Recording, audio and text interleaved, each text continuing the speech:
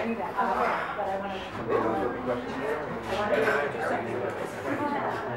Okay, so if I can have your attention back up here. Before I talk about consent and elections, I want to draw this another way. So this is coming from, starting from a hierarchical top-down structure. This is the identical thing, same thing on its side. And intentional communities tend to draw it this way because they're so averse to having a hierarchy. That's not their starting place.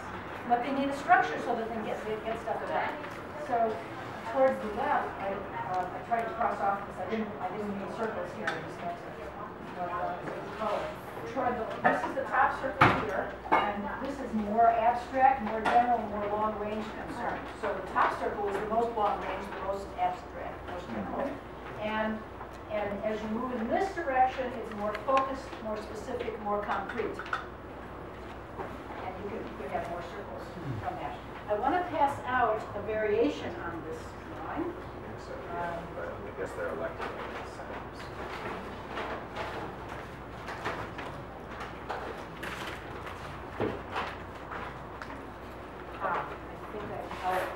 I'll find it later. I might have left it in my bag over there. It's, wait a minute. Here it is.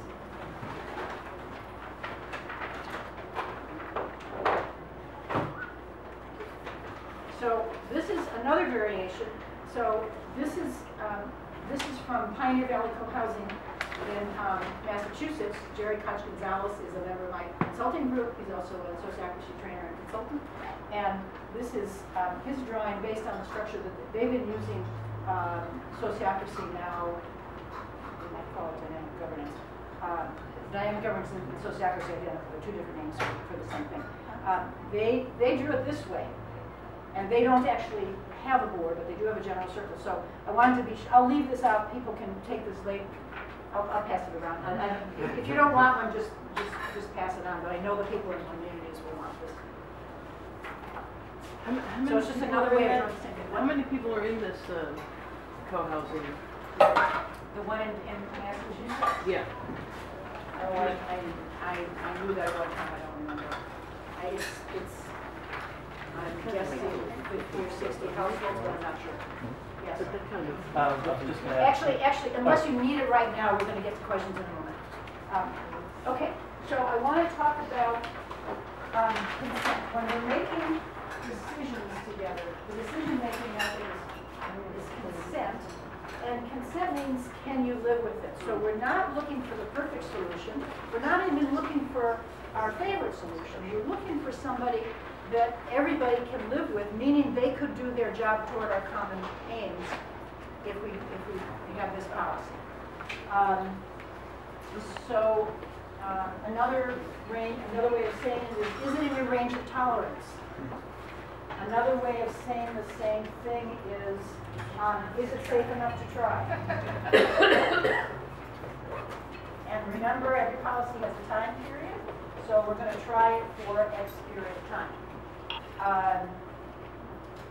So let me give you an example. If we're having a potluck meal together, and somebody's going to bring broccoli, so my favorite way of having broccoli, serving broccoli, is with a sauce that I make. It looks like hollandaise sauce, but it's much better than hollandaise sauce. So lightly steamed broccoli with this delicious sauce on it. That's my favorite way of eating broccoli. If you bring broccoli that is stir-fried, I'll eat that. If you bring broccoli that's better cooked, more well cooked than what I do, but what I prefer, I'll eat that.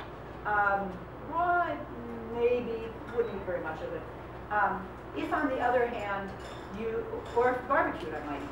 But if you, on the other hand, bring broccoli that has been sitting in the back of your refrigerator for 3 weeks and is turning to yellow slime, I have to raise an objection because that's outside of my range of tolerance. And if our goal is to have a meal that everybody can eat, you want to know that I can't eat that. So I like to think of the human body.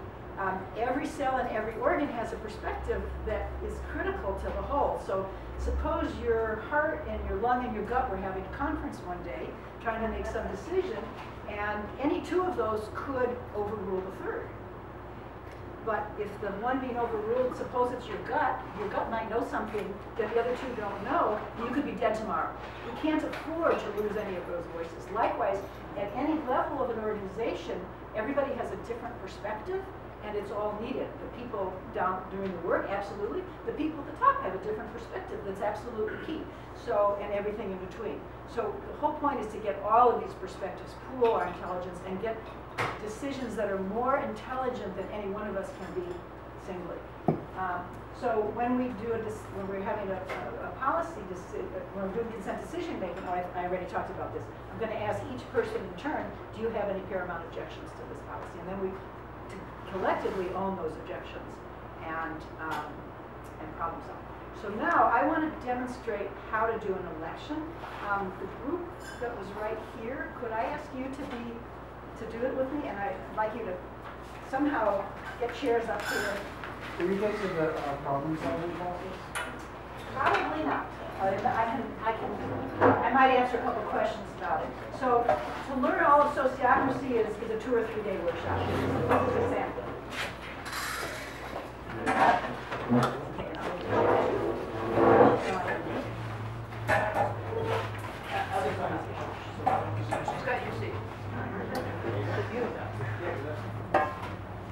Okay, so turn to page 3.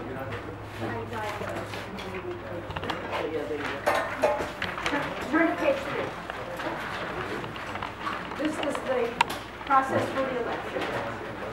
So this group is going to elect, let's see, are you in this one? No, because it's 1, 2, 3, 4. You are, and are you? Yeah. So there's 5. Okay. So this group is going to elect a group reporter to tell the rest of us what your questions are, okay? And so that's the job description. And the term is until the end of this workshop this evening. So it's 20 minutes. That's the term, okay? So that's review, roll, and term. We just did step 1.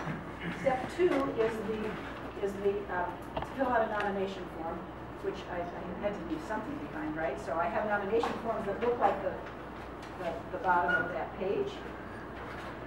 So we're gonna do this. We're gonna make it our own. And what I want you to do is to write your name, nominate the name of one of the 5 of you, and you can nominate yourself.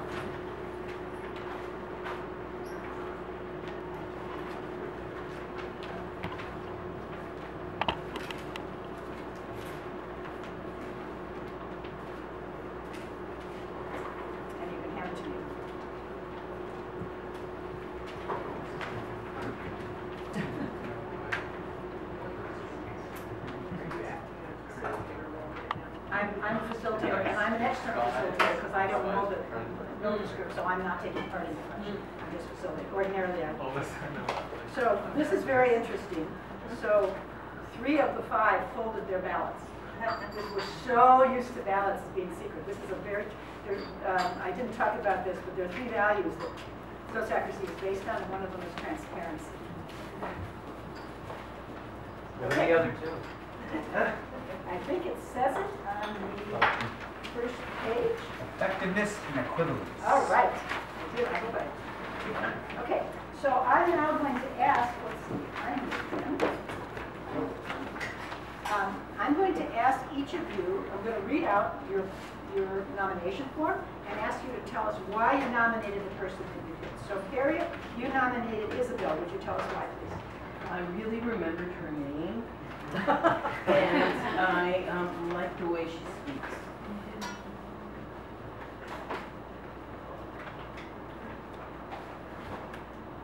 I'm jotting notes on this, and you'll see why in a moment. Okay, Mark, you nominated yourself. Would you tell us why? Yeah, so I was the facilitator in the group, so I figured, I had good knowledge of the questions that were asked and could articulate them to the group. Okay. And Eugene.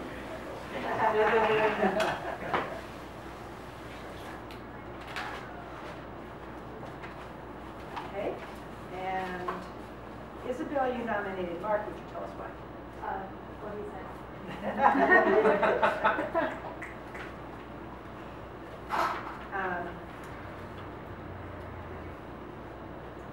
Rating, okay, I'm gonna read this.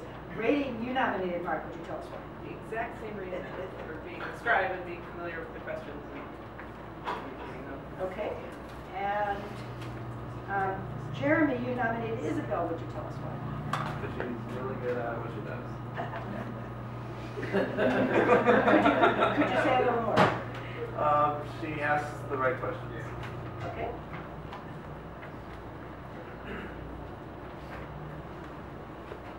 Okay, so that was, you submitted the ballots, that was the share reasons round. Next is invite the changes. So I'm going to ask each of you in turn, based on the arguments that you heard, do you want to change your nomination? The answer is yes or no, and if it's yes, you'll tell us who you want to change it to and why. So, well, I'm not going to, wait a minute. Jeremy is, I'm going to get this in order. Harriet is, you're Harriet. I thought I had name tags in it. Yeah, you did, but not everybody told me. Not everybody got it. Okay, and you are Isabel, and then Mark and Brady, it's like Katie with the mark. Okay, so Jeremy, do you want to change your nomination? Okay. Harry, do you want to change your nomination? I will. I'm not investors. It's your choice. They're both wonderful people. I should say at the beginning, I usually like to say this before we even have the election. We're not trying to elect the perfect person. Anybody in the group could do an excellent job of this, but we have to have somebody.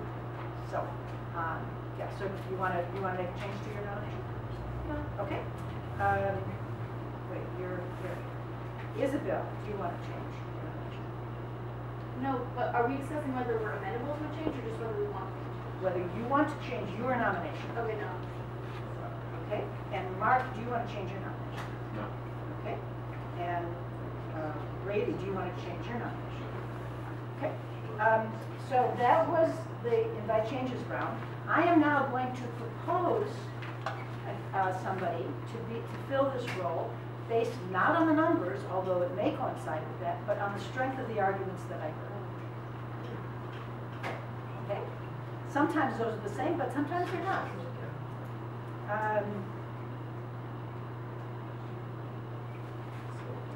I think I'm going to make a proposal that it be Mark. The reasons were that he has a good knowledge of the questions and he speaks well. Yeah, so I will suggest Mark as the group reporter. And now I'm going to ask everybody, do you have a paramount objection to Mark being your group reporter? And I'm going to ask Mark last. So do you have no objection? Do you have an objection? None. And Mark, do you have an objection? No. Okay, so yay, we have a group reporter for this group. Just a second. So I asked Mark, this was a simple one, and there's no problem about being the group reporter.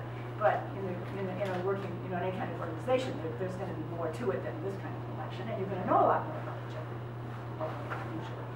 So I asked Mark last because somebody might come in saying, no way do I want to do that, or I'm not the one for that job. And after hearing why other people nominated them, sometimes people will say, oh yeah, you're right, I can do this, I'll accept it, I'll consent.